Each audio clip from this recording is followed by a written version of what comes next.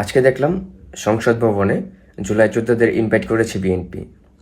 বিষয়টা আমার কাছে খুবই ভালো লেগেছে। তারা আমাদের সহযোদ্ধা ভাইদেরকে স্মরণে রাখতেছে, সাথে রাখতেছে। তবে একটা জিনিস ভেবে খুবই গটকা লাগলো, ওইখানে যাদেরকে ইনভাইট করেছে আমি একজনকেও চিনি না। আর না চিনতে পারার কথাটাই স্বাভাবিক। 1,000 বা 2,000 মানুষ আহত হয়নি যে আমি সবাইকে স্মরণে রাখতে পারবো বা চিনবো। প্রায় 26-27 হাজার মানুষ আহত হয়েছে। সবাইকে যে চিনব বিষয়টা এরকমও না। কিন্তু আপনারা জানলে অবাক হবেন, জুলাইয়ের আহতদের বাংলাদেশের ভিতরে সবচেয়ে বৃহত্তর সংগঠন হচ্ছে আমাদের ওয়ারিয়র্স অফ জুলাই, যেখানে প্রায় 4,000-এরও বেশি আহত আছে। আমাদের প্রায় 37টা জেলাতে কমিটি আছে। আমাদের কাছে এত পরিমাণ আহত থাকার পরেও আমি এখানে একজনকে দেখতে পারলাম না, আমি একজনকেও চিনতে পারলাম না। তো এই বিষয় নিয়ে আমি আমাদের কেন্দ্রীয় কমিটিতে আলোচনা করি যে তাদেরকে কাউকে ইনভাইট করেছে কিনা।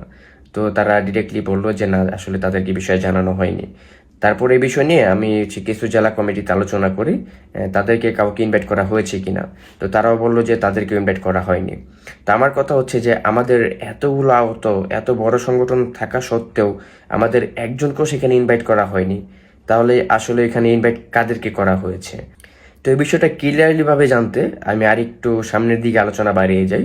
তখন আমি কিছুটা গুঞ্জন বা ইঙ্গিত বলেন আর কি, সেখান থেকে জানতে পারি যে ওইখানে আসলে যাদেরকে ইনভাইট করা হয়েছে ওইগুলো ম্যাক্সিমামই আন্দোলনের আগে থেকেই ছাত্রদল, যুবদল এইসব সংগঠনের সাথে যুক্ত ছিল।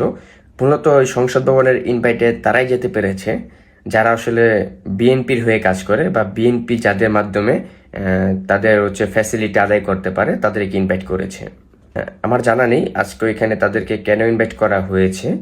তো দেখেন, আপনাদের দলের আহতদেরকে নিয়ে জুলাই সনদের বিষয়ে কোনো পাইতারা করতে চাইলে সেটা একেবারেই ভালো হবে না।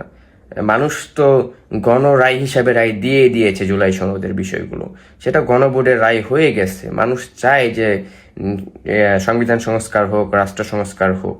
এখানে যে আপনারা আপনাদের দলের আহতদেরকে শো অফ করে আপনারা আপনাদের মতো মত রাখবেন, রেখে জুলাই সনদ নিয়ে কোনো পাইতারা করবেন বা সেই পাইতারা আপনারা ভাবছেন যে ভালোভাবে হাসিল হয়ে আসবে, এটা ভাবাটা আসলে আপনাদের বোকামি, বা আপনারা বোকা স্বর্গে বাস করতেছেন যদি এরকম কিছু ভেবে থাকেন।